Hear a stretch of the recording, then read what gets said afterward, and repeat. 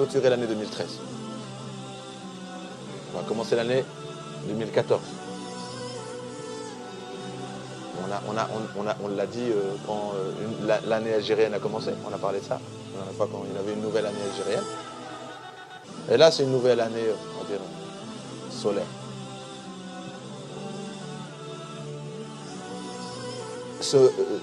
Vous savez, le jour du 31 décembre, à minuit,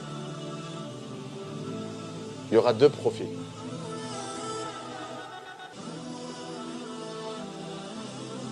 Il y aura ceux qui fêtent une année de moins dans leur vie.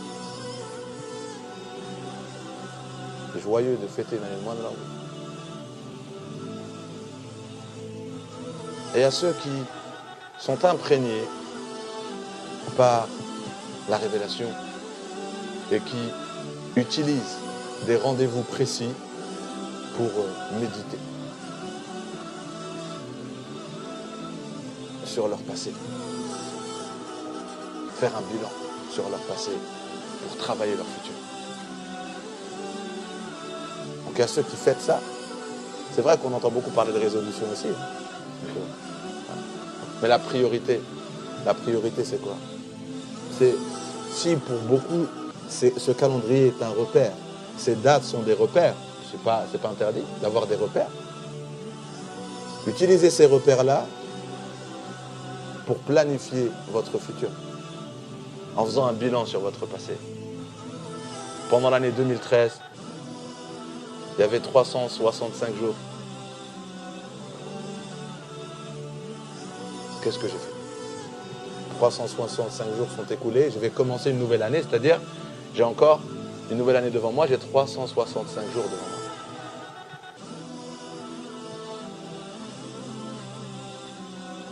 Témoignez. Une phrase que j'ai souvent évoquée, que j'avais entendue et qui me fait beaucoup personnellement réfléchir. C'est un conférencier une fois qui a dit si l'ange de la mort il vient te chercher, si tu négocies des jours, tu les négocies pour faire quoi? Tu as dit je viens te chercher. Tu dis non, vas-y, donne-moi encore un an. Il a dit pour faire quoi? Tu vas faire quoi l'année prochaine? Ah là, je te donne un an. Pour faire quoi? De toute façon, tu fais rien de ta vie. Ta vie, elle n'est pas planifiée. Tu chemines pas. Tu veux un an, pourquoi? Ça fait réfléchir. Que des fois, nos journées se ressemblent, nos années se ressemblent, on n'évolue pas. Il y a un an, je ne lisais pas le Coran, là, je ne sais toujours pas lire le Coran. Il y a un an, je connaissais 10 sourates, un an après, je connais toujours 10 sourates. Je parle dans le cheminement spirituel. Après, il y a le côté professionnel, après, il y a le côté personnel, après, il y a les relations humaines. Après, on peut travailler sur beaucoup de points, même si aujourd'hui, moi, je suis vraiment venu sur le côté spirituel.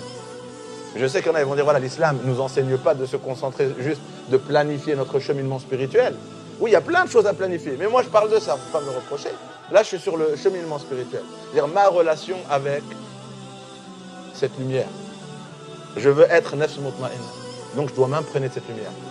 Et cette lumière-là, elle doit être récitée, elle doit être méditée, elle doit être vécue, elle doit être partagée. Donc par rapport à ça, quand je fais un bilan, je n'ai pas évolué. Ni par rapport à ma lecture, ni par rapport à ma compréhension, ni par rapport à ma pratique, ni par rapport au partage. Donc voilà, là c'est l'occasion. Là, il nous reste combien de jours? Il nous reste 3 jours. 3 jours pour faire un bilan. Et dire, voilà, prendre... il y a beaucoup qui conseillent la feuille et le stylo. Il paraît que c'est très utile. Et de marquer, voilà, 1er décembre, de 1er janvier 2014. Et après, au bout de la feuille, de mettre 31 décembre 2014. Et après, de remplir entre les deux.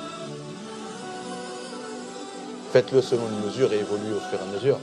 Mais voilà, le temps, chaque jour qui passe, c'est un jour en moins.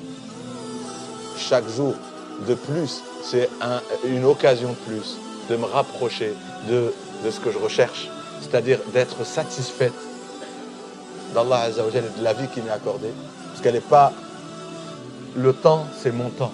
Même si dans toutes les époques où vous vivrez, tu as un laps de temps, c'est le tien. Utilise-le, profites-en. Il détermine ta vie éternelle. Mais arrête de regarder le monde dans lequel tu vis et t'oublier ta vie. Ces jours qui sont comptés, ta vie à toi. Qu'est-ce que tu vas faire de ta vie? Pas de la vie de l'humanité, de ta vie à toi. C'est ta priorité. Après, si tu arrives à opérer un changement dans la vie des autres, c'est bien. Mais au moins, tu n'as jamais détourné ton regard de ta personne, de ta vie, de tes jours. Ils sont précieux. Et donc, tu dois avoir un objectif. Le Coran l'a déterminé. C'est de rejoindre un jour les saints, les saintes au paradis. Pour les rejoindre, il faut changer comme eux, il faut cheminer comme eux. Et comme eux, c'était acquis. Et nous, ce n'est pas acquis. On a un travail à faire, on a un chemin bien tracé grâce à la révélation. On sait ce qu'il nous reste à faire. Mais le problème, c'est qu'on reste à repousser, à attendre quelque chose. On attend un événement, on attend quelqu'un.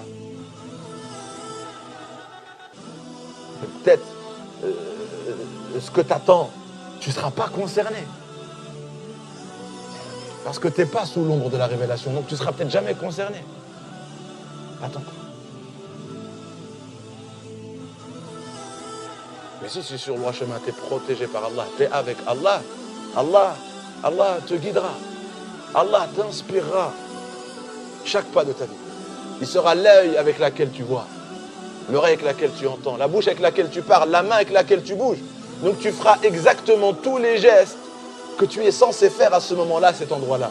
Et pour atteindre ça, tu dois atteindre le plus haut degré de foi et de lumière.